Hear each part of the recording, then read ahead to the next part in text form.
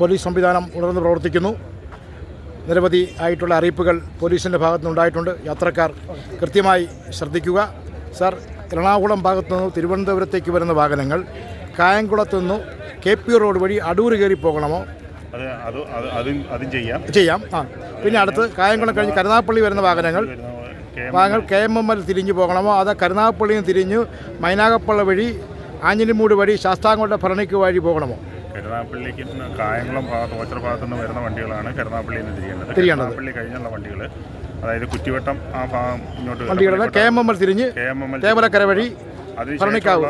സാറേ, ഈ ഒരു മിനിറ്റ്, ഈ നമ്മുടെ തേവലക്കര തിരിഞ്ഞ് വരുന്ന വണ്ടി ഭരണിക്കാവിൽ നിന്നും ശാസ്താംകോട്ട വഴി കുണ്ട്ര വരണോ? ശാസ്താംകോട്ട ഭരണിക്കാവ് കുണ്ട്ര. പക്ഷേ ശാസ്താംകോട്ടയിൽ നിന്നും വണ്ടി പുത്തൂർ വഴി കൊട്ടാരക്കര കയറി പോകാൻ ഉള്ള MC റോഡ് വഴി പോകുന്നുണ്ടോ? അതൊക്കെ വരുന്നവരുടെ ഉചിതം പോലെ ചെയ്യുക.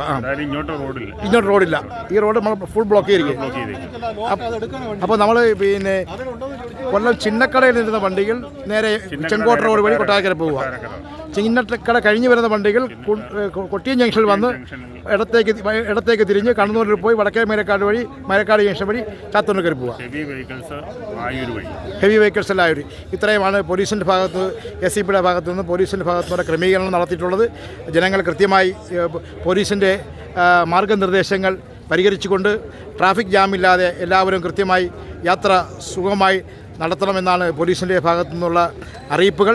കൃത്യമായി യാത്രക്കാരും അതുപോലെ ഡ്രൈവർമാരും ട്രാഫിക് ബ്ലോക്ക് ഉണ്ടാക്കാതെ കൃത്യമായി ആംബുലൻസിൽ പോലും കടന്നു പോകത്തക്ക തരത്തിൽ സുതാര്യമായിട്ടുള്ള വാഹനങ്ങൾ ഓടിച്ച് വഴികളിലൊന്നും ബ്ലോക്ക് ഉണ്ടായി പോകണമെന്നാണ് പോലീസിൻ്റെ മുന്നറിയിപ്പ്. പർപ്പിൾ മീഡിയ, കൊല്ലം.